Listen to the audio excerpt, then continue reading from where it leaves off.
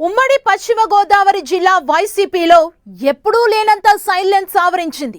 ఆ నిశ్శబ్దం వెనుక భారీ అసమ్మతి, నిరుత్సాహం కనిపిస్తున్నాయి. ఒకప్పుడు అధికారంతో వెలిగిపోయిన నాయకులు ఇప్పుడు గడప దాటడం లేదు. క్షేత్రస్థాయిలో పార్టీ జెండా మోసిన కార్యకర్తకు భరోసా ఇచ్చే నాదుడే లేకుండా పోయాడు. ఉమ్మడి పశ్చిమ గోదావరి జిల్లాలో ఏం జరుగుతోంది? ఏ నియోజకవర్గంలో వైసీపీ పరిస్థితి ఎలా ఉంది? కార్యకర్తల ఆవేదన ఏంటి?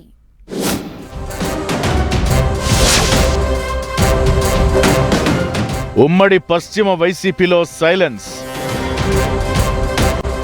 మౌనముద్రకే నేతలంతా పరిమితం. ఫ్యాన్ పార్టీలో ఎందుకీ పరిస్థితి? ఏ నియోజకవర్గంలో సీన్ ఎలా ఉంది? కార్యకర్తల్లో కనిపిస్తున్న అసంతృప్తి ఏంటి? 2024 ఎన్నికల ఫలితాల తరువాత ఉమ్మడి పశ్చిమ గోదావరి జిల్లాలో వైసీపీ కథ అడ్డం తిరిగినట్లయింది.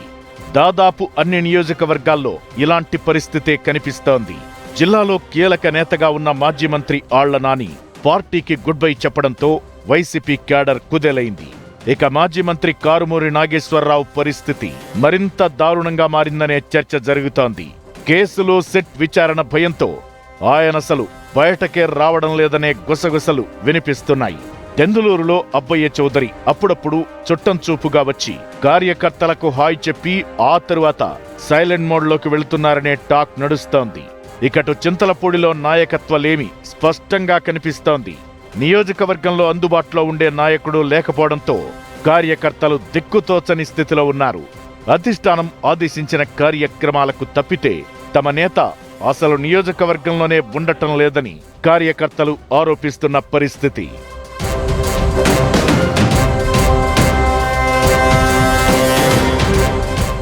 ఇకటు తాడేపల్లిగూడెంలో కొత్త ఇన్ఛార్జి వడ్డీ రఘురాంకు మాజీ మంత్రి కొట్టు సత్యనారాయణ వర్గం నుంచి సహకారం అందడం లేదన్న టాక్ వినిపిస్తోంది. మాజీ ఉప ముఖ్యమంత్రిగా పనిచేసిన కొట్టు సత్యనారాయణ నియోజకవర్గంలో పార్టీ కోసం కొత్త ఇన్ఛార్జి చేపట్టే కార్యక్రమాలకు తన వర్గాన్ని దూరంగా ఉంచుతున్నారనే చర్చ నడుస్తోంది. ఇదే విషయాన్ని పార్టీ అధిష్టానం దృష్టికి కూడా రఘురాం తీసుకెళ్లినట్లు తెలుస్తోంది. కేవలం కొన్ని నియోజకవర్గాలకే ఈ సమస్య పరిమితం కాలేదు. జిల్లా వ్యాప్తంగా ఇదే పరిస్థితి. భీమవరం, ఉండిలో పార్టీ పరిస్థితి అగమ్యగోచరంగా ఉంది. కనీసం నిరసన కార్యక్రమాలు చేసేందుకు కూడా నేతలు ముందుకు రావడం లేదు. భీమవరంలో మాజీ ఎమ్మెల్యే గ్రంథి శ్రీనివాస్ రాజీనామా చేసిన తరువాత కొత్త ఇన్ఛార్జిగా వెంకట్రాయుడును నియమించిన కార్యకర్తలను ఏకం చేయడంలో ఎక్కడా కూడా చర్యలు తీసుకున్న సందర్భాలు లేవని తెలుస్తోంది. ఉండి నియోజకవర్గంలోనూ దాదాపు ఇదే పరిస్థితి. పార్టీ క్యాడర్ కానీ నేతలు కానీ ప్రభుత్వ కార్యకలాపాలను కనీసం విమర్శించలేని పరిస్థితి కనిపిస్తోంది.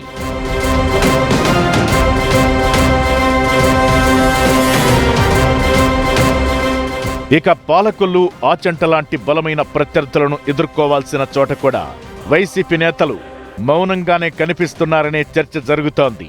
మాజీ మంత్రులు, సీనియర్లు తమపై ఉన్న ఆరోపణల నుంచి రక్షించుకోవడానికే ప్రాధాన్యత ఇస్తున్నారు తప్ప కార్యకర్తల గోడు వినే తీరిక ఎవ్వరికీ లేదనే టాక్ నడుస్తోంది.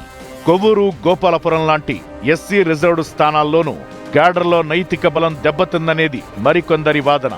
ప్రభుత్వం నుంచి ఎదురవుతున్న ఒత్తిడికి భయపడి ద్వితీయ శ్రేణి నాయకులు కూడా సైలెంట్ అయిపోతున్నారట. మాజీ మంత్రులు కేసుల భయంతో మౌనముద్రలో ఉన్నారనే గుసగుసలు వినిపిస్తున్నాయి. సమన్వయ లోపంతో సతమతమవుతున్న ఇన్ఛార్జీలది మరో పరిస్థితి. వాళ్లకు అవకాశమున్నా పుంజుకోలేని దుస్థితి కనిపిస్తోంది.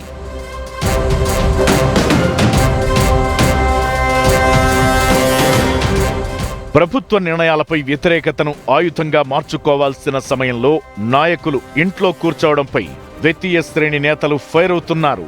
తమకు అండగా నిలవకపోతే భవిష్యత్తు కోసం తమ దారి తాము చూసుకుంటామనే హెచ్చరికలు కూడా వినిపిస్తున్నాయి. ఇలాగే కొనసాగితే ఉమ్మడి పశ్చిమ గోదావరి జిల్లాలో వైసీపీ పూర్తిగా క్లీన్ స్వీప్ అయ్యే ప్రమాదముందనే చర్చ రాజకీయ వర్గాల్లో నడుస్తోంది.